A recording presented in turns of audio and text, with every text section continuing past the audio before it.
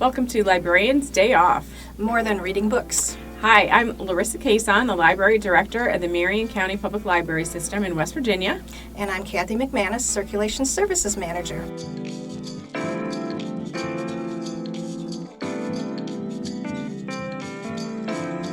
And we are broadcasting to you from our expression booth, which is reservable with a Marion County Public Library card. And the expression booth is a sound isolation booth that you can record things like this video, you can record podcasts, or even just have a conference call in a quiet location. Yes. All right, so Larissa, what have you been doing lately? I am sort of getting ready for the holidays with some holiday cooking. So one of the things I like to do is to take classes online from Bake from Scratch, which is a sort of Williams-Sonoma. There's a magazine, but it's like a Williams-Sonoma product. So anyway, last week I took a class in yeasted angel biscuits and then something called a pear loaf. That sounds delicious. Yes, pear streusel loaf, I should say. So anyway, it was really good. So speaking of cooking, that is what is going to be our topic today on Librarian's Day Off. So we're actually going to have two topics. One is cooking and one is the Friends of the Library. So we will hear from somebody to talk about both of those topics. Mm-hmm. And along with cooking, right now at the library, we have a recipe swap display up. It's called Let's Dish. And for November, we are asking our patrons to bring in any recipes that they have to share with us. We have recipes available for them. We'll make copies. The topic for November is holiday helpings. And then we're also going to do it in December. Cool. And in December, it'll be holiday treats. So anything savory and sweet. Very nice. So I actually put in a recipe for November, which is cranberry cherry compote. So if anybody wants to make a cranberry sauce that's better than canned cranberries. Always. Yes. So did you put a recipe in? I did. Actually more than one. Yeah. A couple pumpkin cookies, okay. A pumpkin pie square dish, Ooh, and good. a couple of crock pot make-ahead to make your Thanksgiving dinner a little easier. Ooh, Make-ahead very nice. gravy and crock pot stuffing. So very nice. So we have quite a few recipes in there if you are looking for some inspiration, and we invite you to submit more recipes. So the guests that we're going to have today, like I said, we had two guests. So we have Erika Josh, who will talk about both the Friends of the Library and the Spice of Life Cookbook Book Club. And then we have Josh Duncan, who is one of our staff members who's going to talk about cooking as well. And I'd like to welcome Erika Josh to Librarian's Day Off. Erika is the president of the Friends of the Library and also is the moderator of the Cookbook Club. So, Erika, tell us about the Friends of the Library. What do they do and how do you get involved?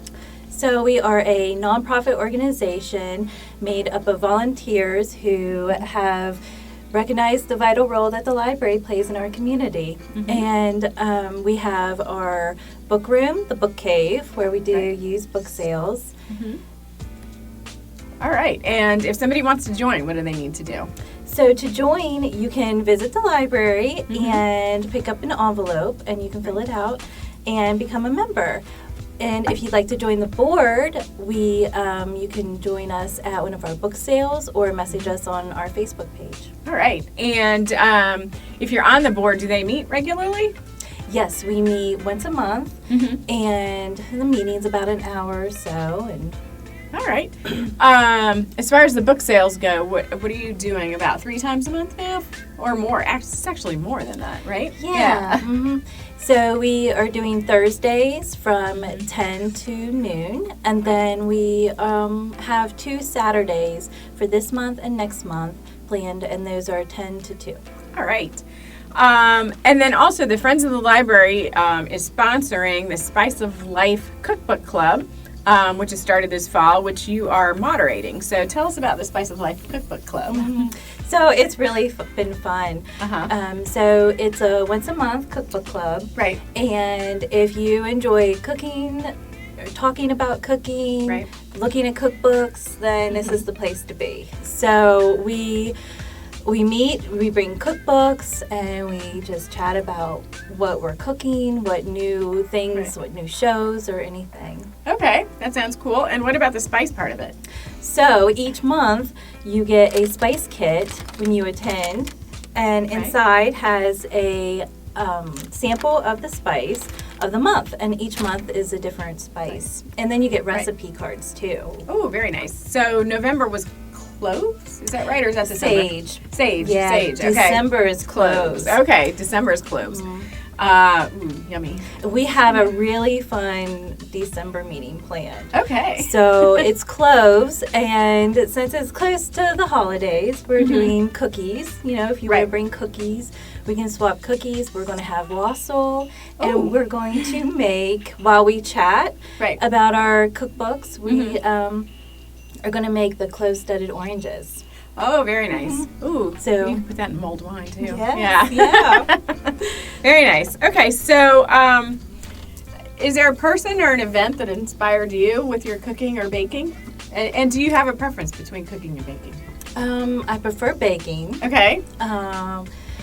Cooking, I'm getting better with enjoying. Right? Yeah. But baking's always been a thing. Like my great aunt did it. You know, she was a home ec teacher, and so so she's sort of a role model.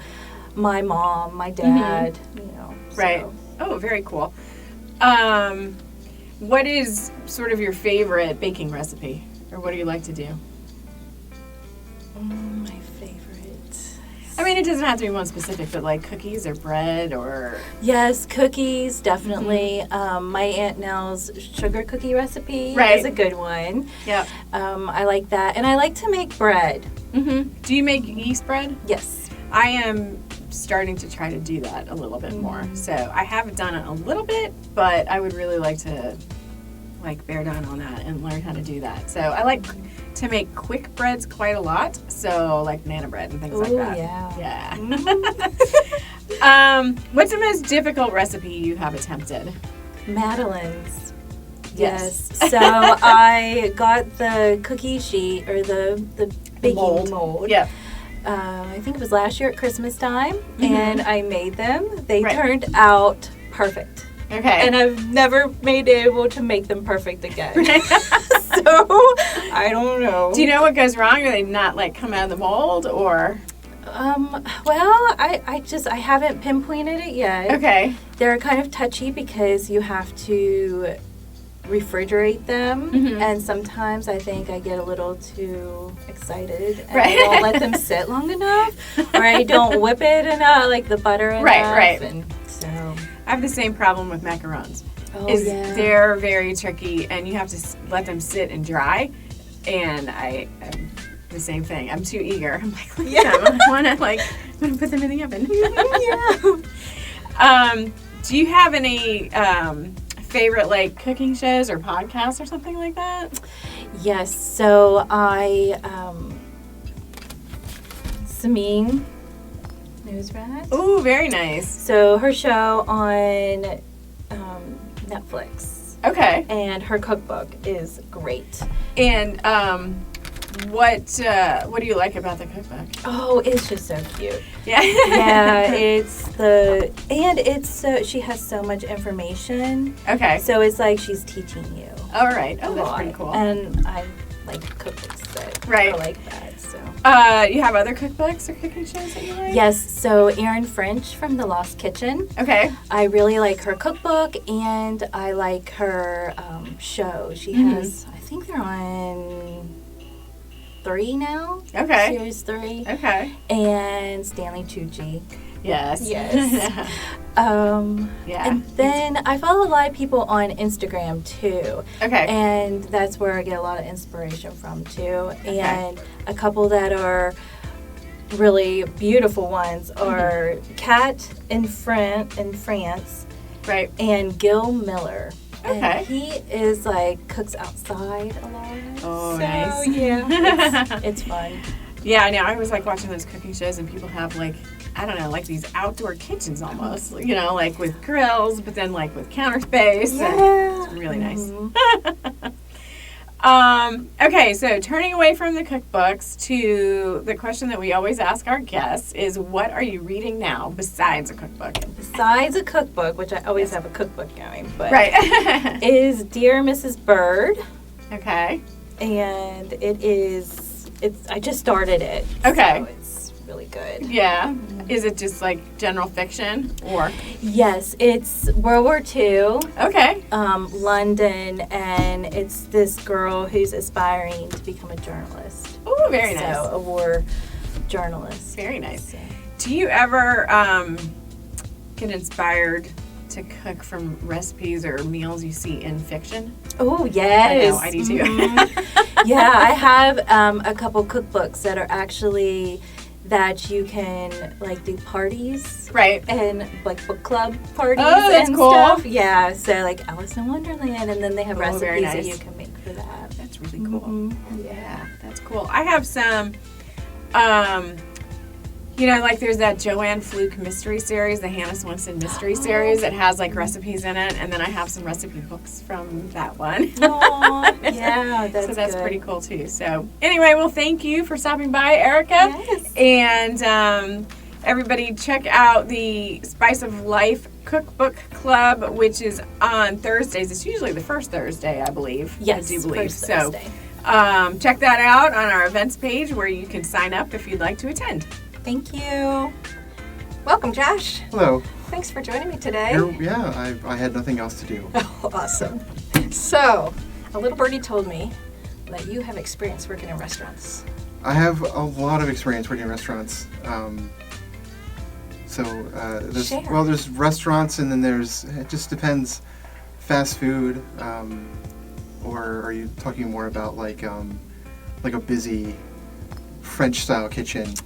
That sounds or something awesome. like that. Yeah. Tell me a little more about that. I worked in only a few of those. Not necessarily like a French kitchen, as in like high-end food, but ever so often you'll get a back of house manager, essentially a CDC or a chef de cuisine, who that's how they train. That's how they know things, and it's very fast-paced, but everyone gets a station, everyone gets a place to be, and for me, I was always a chef de patisserie, so I worked as a pastry chef in 2 different kitchens.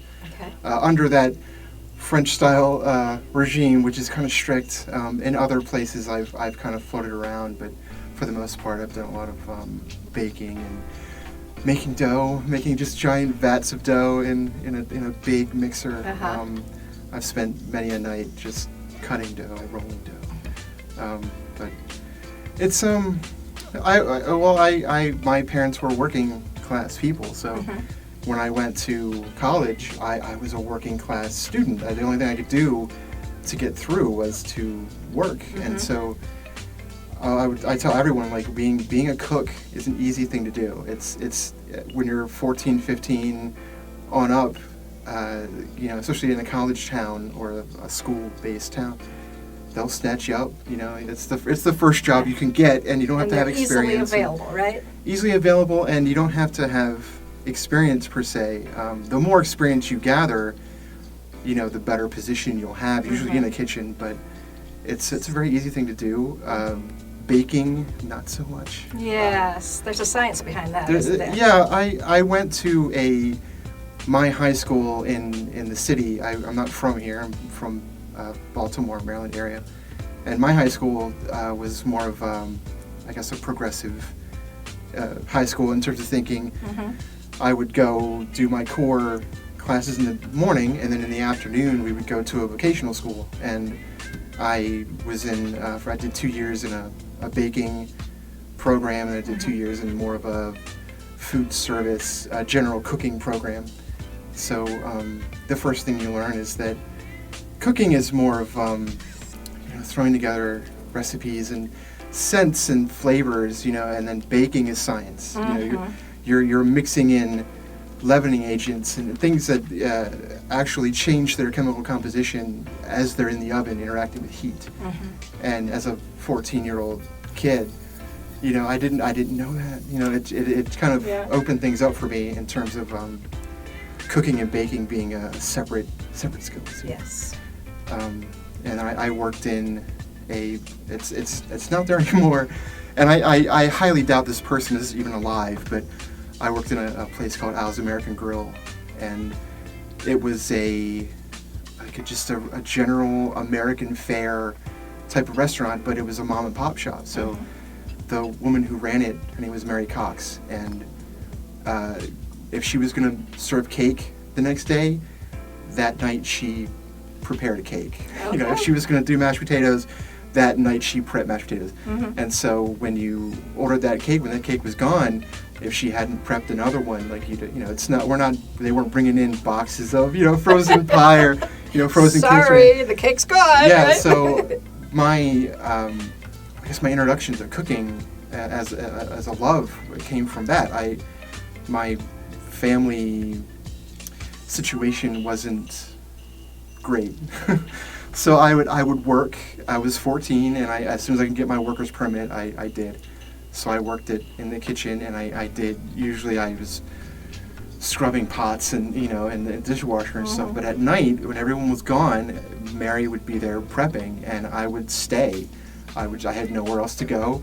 I didn't really care to go home. So as she prepared a cake, I learned to bake a cake. That's awesome. And not from a box mix. I mean, she was in there pouring flour and really making that cake. And that, I mean, to this day, a white coconut cake is my favorite because that's what she would make a lot of, and it's just Bring back good memories, huh? yeah. And I mean, when it comes to cooking and baking especially, there are a lot of art forms in the world, painting and sculpting, and I do all of those too, but like cooking engages you in every sense. Even it can even take you back in time. I'm not just eating this macaroni and cheese from a greasy spoon diner that my grandmother made. It tastes like my grandmother made, and you're literally going to another place in time in your mind, in your soul. And it's all because, and it doesn't have to take a long time, just a few moments, but there and then you're eating your grandmother's food, and you're in a whole other place. And so I've always loved that. So. I find stays that with you. Baking is such a gift of love. Yeah, It really is. especially when you take into account that to bake a cake, you're looking at at least an hour and a half's time, depending on how you prep and how you make it, and it's a singular object. It's 8 to 10 slices, however you cut it, and once it's gone, it's gone. It will never be again. It is there. It exists in that moment, and it's gone. And like I said, a person eating that cake is not just taking in flavor and smell and using all of their senses at once. They're literally going to another place. Hopefully, not all the time, but your hope is that when you make someone a cake, especially when they're like, "Can you make this cake for me?" You're like, "Yes, I can bake that for you," and you're hoping that they want this cake because their mother made it for Christmas, or they had it once on this great trip with their family, and so for those few moments, like you're in your mind, in yourself, you can literally just go somewhere else because of this thing in front of you that just, it tastes good and it smells good. And so everything I do is always made from scratch and made with love. And my wife is type 1 diabetic, so it's easier for me to know that I know what's in this cake mix, sure. I can list ingredients, but for me to sit there or stand there in my tiny kitchen and put together a cake from scratch, I know exactly what's in it, how much sugar, how much of this and that. So I know it's not going to adversely affect her or other people. We work with a wonderful little lady named Maria who has a lot of dietary restrictions, and so taking into account all of the things that she can't eat, I've been adjusting recipes for her, to eat, or something to make for our parties or what have you. So See, a true gift of love. it's very and the thing about like I said, cooking, you can anyone can follow a recipe to make an entree, a dish. But to make a cake, there isn't a lot of improvisation there. You have to follow a recipe, because you're changing the chemical compounds within that baked good. Right. So one thing being a little off will throw the whole thing out of balance. And so you really have to know what you're doing, but care about what you're doing, Yeah, and when you have the flops, you have to try to figure out why it flopped and what you Why, did wrong. and some things can be saved. It depends on. A lot of people ask me, where my recipes come from, or how to make this and that, and what they should do, and I tell them all the same thing. Yes, you can have years of experience working in kitchens to build up knowledge of cooking or baking. But if you can go into a store like an Aldi's where what they have on the shelves is continually changing, it's always rotating, they always have new or different things. If you can walk into a store like that and look at everything on the shelves and think, I can cook with that, I can cook with that, you have what it takes. The rest is just passion, and of course practice and time, but the ability to look at something in your cupboard and say, I have a meal, and not read off a recipe just like that's going to be used tonight, that's going to be used, it kind of gets a lot easier when a lot of it's confidence, so when you work in a French kitchen, especially, what you make has to pass the scrutiny of the CDC, the chef de cuisine, not the. If the CDC is involved, something's wrong. You gotta get out. Okay, that's not the place you want to work. But the chef de cuisine, the CDC, scrutinizes everything that you do. And the first French kitchen I worked at, it was very tough. And if you didn't, sometimes it comes down to the placement of the greens in a salad bowl. If it's not right, it gets thrown away, and you do it again. And if it's not right, it gets thrown away, you do it again. And it gets very taxing sometimes, but you learn that this, not only is this appetizing, but it's visually pleasing. I mean, food, I love to tell my wife, presentation is key. That's the first thing you really learn, especially when you're working in the kitchen, is that you can make it taste amazing, but it's got to look a certain way, because people out there sitting down to their meal, if it's slop, it might be really good slop, but at the same time it's slop, but you have to make it look just as beautiful as it tastes. It has to be pleasing to the eye. So presentation becomes important sometimes. Yeah. And so tell me, what's your favorite thing to bake? Is there a certain thing you just love to get? It sounds like maybe cakes. I have a theory that when you're in the womb, that thing that your mother eats the most of becomes like a part of you. It's like something that you want, and my mom said that when I was in the womb, all I wanted was cake, any kind of cake, and I love to bake cakes. As a pastry chef, I bake a lot of cakes. There's a show called The Bear on FX, and it's about a guy who takes over his family restaurant, which is just a sandwich shop.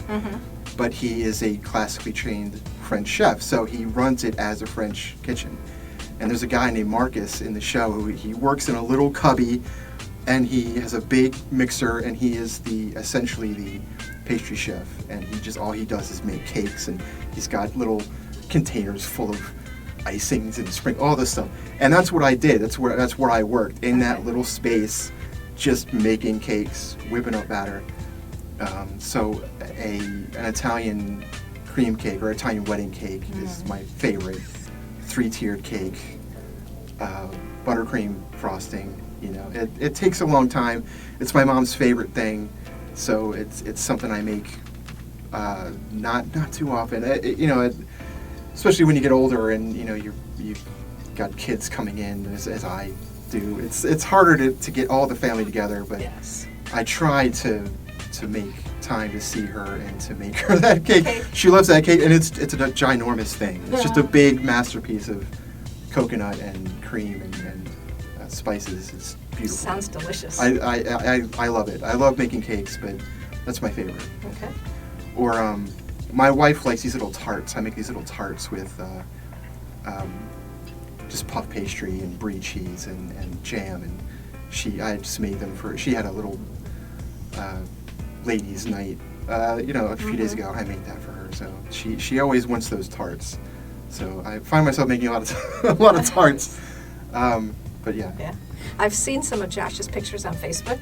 He'll post some of his creations, and they're just gorgeous.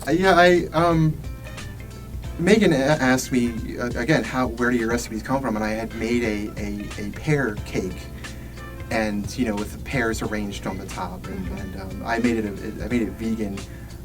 I have an intolerance to dairy, and my wife is vegetarian, so I just cut out the rest of it. I don't eat meat, but then I just cut out the rest. So I had made this vegan cake, and it just came about because my wife, for our anniversary, it was 4 years, and it's a fruit anniversary, so she got me a big box of pears. It was Harry and David pears, and God, there were maybe 20 of them. I don't really know. It was a giant box full of pears, and I thought, what am I going to do with these pears? And we could, I ate a lot of them. We both ate a lot of them, but there were still so many left, and I had done this cake with apples in the past, and it's fairly easy to do. But I just thought, why don't I just change out the apple for pear? And it was wonderful. It was a great cake, and sometimes that's all it takes is a little bit of improvisation, but working on something that you know in the past, and just tweaking a little bit, and it comes together. Not all the time. Not especially when you're trying to bake vegan. There's a lot of times where it does not come together, simply because vegan cooking, especially vegan baking, relies a lot on leavening agents, and you have to have fresh baking powder, fresh baking soda, and if you don't, you can use less than fresh, and you'll still get a cake. But to get that lift, that rise, you need fresh ingredients, and like I said, a lot. When it comes down to leveling off your flour, it seems like a petty little thing to do. Like, why can't I just scoop up a cup and toss it in there? It's that little bit of extra that you don't level off, that just gives you a dense cake that just doesn't rise like you want it to, and so a lot of give and play when it comes to that kind of stuff. But So follow the instructions. Follow the instructions, read them thoroughly first. Yes. And follow them, and a lot of, I can't stress enough, prep, measure everything out ahead of time. Because I've done this myself, I make almost everything from scratch, and I try to rely on older recipes from my grandfather or my grandparents, and he does a really nice, or he's passed away, but he used to make a really great honey cornbread.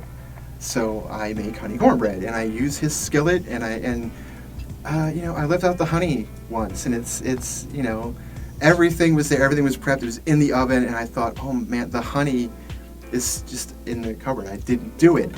So yeah, pull everything out and measure it out, just like you'd be watching a cooking video. Yeah, everything's always is it mise en laid out. place? Is that what it is? What it's called? Mise en place? Everything in its place? Everything in its place, and that way, that you're not leaving something out, because I think that's the worst thing, is that when you're looking at it, and also don't open the oven, turn that light on, but it seems like it wouldn't matter much, but just opening that oven once or twice just to look in there, you're letting out a lot of heat, and you need that heat, especially for a cake. So don't open the oven, but once it's in there, the last thing you want to do is think, well, it's not rising. Why? Well, if you have everything laid out and measured, that at least I put all the leavening agents in there, and I put the eggs or whatever is in the cake. It's got to be another factor, and it could be, the thing about it is it could be anything. It could be environmental. It could be anything. So, I enjoy cooking and baking, especially for my family. My wife doesn't cook, and that's fine. So I spend every night I make my wife dinner. On occasion I'll bake a cake or cookies or whatever, but I enjoy it, and if you don't enjoy it, it's a different thing altogether. But you have to be forgiving of yourself and of hopefully you're making this food for a person who's forgiving as well. Yes. Because that flat cake comes out and it's still good, it still tastes okay, it's just there's no rise. Yeah. And hopefully the person sitting in front of you is like, you know what, that's fine, it smells good, it tastes great. I don't need a double-tiered cake, it's okay. Yeah. So I find when I'm stressed or sad, I like to bake. I focus on the recipe. I focus what I'm doing with creating whatever I'm baking that day, and it just makes me feel better. It's, depending on what you're doing, it's an hour, maybe 2 hours of your time that is just, it's solely spent typically laser focused on this thing you're creating, so you don't really have time to think about other things, or you can't really, especially if you've got something cooking, you can't step away. So it's not like you can, I got to think about do this thing now. You're there in that moment, and you've got something on the stove, or you got something in the oven. And personally, everyone, I do not step away from your oven. You can, if there's something baking in there for a few hours, by all means, go read a book or watch TV, whatever. But if you got something on the stove, don't step away. Right. Just stay there. You never know. That's the thing. You put it on low heat, the lowest it can go, but you never know what's going to happen. So. I've been watching a lot of holiday cooking shows and the contests, and constantly they're stepping away from their stove and they're burning their sugar. Yeah. And I'm saying, you're burning your sugar. Stay by the stove. Something like making caramel is it is a hard thing to do. Especially, if you're not paying attention. Time is a critical factor in something like that. You could burn it, but you could also, undercook it, and then you just have caramelized sugar, which is still good, but it's not that gooey, yummy caramel. Yeah. So stick with it, and we're having our bathroom redone, and so we have a handyman who's just in the house. And I was off yesterday, and if I'm off, usually if I'm not making something, holidays are coming, so I do a lot of baking around now, but I sit and I watch cooking shows. I'm constantly just enveloping myself in the cooking or baking process. And so I'm watching these holiday shows. Yeah, I know. And he's in there, and all I hear is, Josh, I'm getting hungry in here. And so I had to change the channel, and it's fine. Like I don't, and that's the thing is when you are watching a cooking show and you're like, I've seen this before, I know the winner. You're in it then. If you can call out the winner, as you're watching the show. But they're, you learn a lot from those. I make a blueberry pie with goat cheese and basil, and I. Engineer that recipe from watching someone make something similar, on a cooking show. I just made a pumpkin, they were mini cheesecakes, but it was pumpkin, and there was cream cheese in there, but it was half of it was goat cheese, and I engineered because I looked in my fridge and I had a block of goat cheese and a block of cream cheese, and didn't want either to go to waste. So, but also, watching a baking show, and I had seen someone mix pumpkin with cranberry, and this was a cranberry goat cheese, and I thought, well, that would be a perfect pairing. So if you can watch these shows, just like walking in the store and saying, I can make these meals. If you can watch these shows and then go to your kitchen and see these ingredients and think, well, I could pair these together and see what happens. Yes. Then you don't, like I said, you don't need to go to a cooking school. You don't need to, yes, I've had half my life is spent in kitchens, but you don't need that to make a good meal or to make a great baked good. The people in these shows are so many of them. So many times they're home bakers, and the judge is coming over and they're saying, well, how do you do this, and where did you learn this, and they're just saying, well, I'm a home baker, I just thought of it at home, and it's it sometimes it's very impressive, to see what these people, especially the British baking show. My wife loves that show, and I've spent many a night just in marathons of watching the Great British Baking Show, and they're all home bakers. None of those people own bakeries. They probably do now. They give them a considerable sum of money, but the prestige is what they're at the end of the show. They're getting a display, a cake plate, engraved. That's the real takeaway. And one of the cookbooks that I have read recently and really enjoyed is Nadia Bakes. Oh, yes, by I've heard of Nadia that. Hussain. She won the Great British Baking Show in I want to say 2015. She won that year, and I haven't looked it up, so I don't know. She could very well have her own bakery, but she has a great cookbook. Because my wife and I don't eat meat, a lot of what I make, especially for meals, is Indian inspired.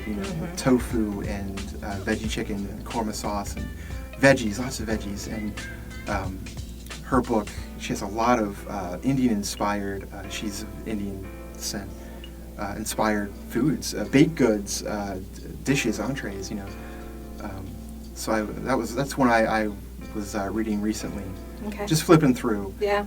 To get ideas, but.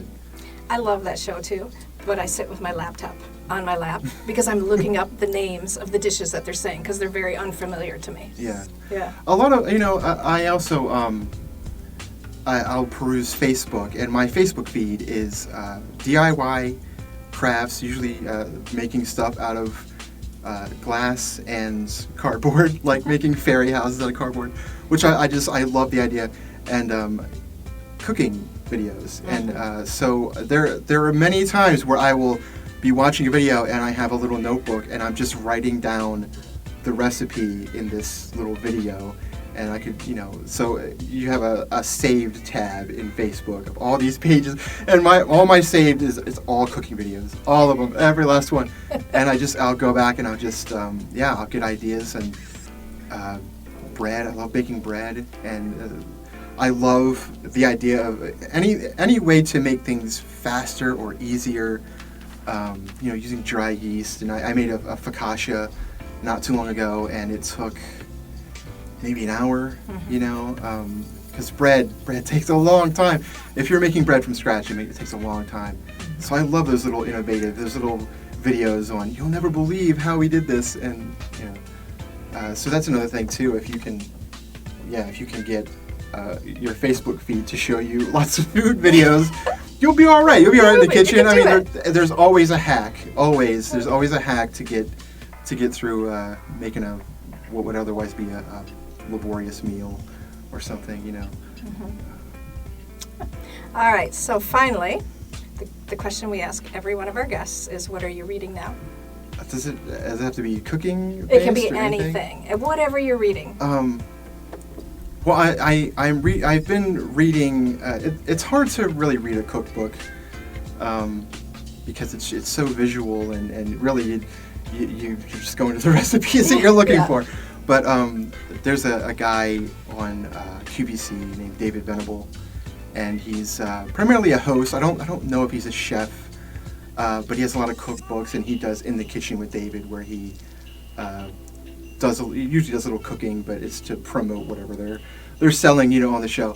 And my wife loves him, and so over the being with my wife, I've watched a lot of In the Kitchen with David, and so he has a cookbook that I've been reading. But I love a comic book artist named Mike Mignola, and he did Hellboy. Okay. Hellboy was his most profitable, I guess, thing. So I've been reading. He has a lot of different, books that feature side characters from Hellboy, and one of them is Edward Grey, Witchfinder, and I've been reading that right now. am dyslexic, so words it doesn't take long for words to jumble up on me. So I follow visuals a lot easier. So graphic novels are, when I can, trying to rustle, getting things ready for a baby. It's difficult to find time to read, but I have a lot of things at once. There's a great book of essays by Nick Offerman that I've been reading. He's like my spirit animal. I love Nick Offerman, but it's just essays that he wrote after just walking in the woods. Just reflections on himself, on America, on everything. And my wife got me that for my birthday, so I flip through that every now and again. But a lot of things in the works. Well, thank you for joining me today and sharing a little bit of your private life with us, and keep cooking. Yeah, that's the only thing I really know how to do with sometimes. We all have skills, but when you really break it down, I think it's one of my best. So. And maybe we can benefit from that here at work sometime. I try to bring in stuff when I can, or at the very least, I'll put up a Facebook post with some pictures and a recipe. So all right. Give everybody an idea. All right. Well, thank you. Thank you, Erika and Josh, for sharing your extensive cooking experience with us. So the question we always ask every time we do a video is, what are you reading now?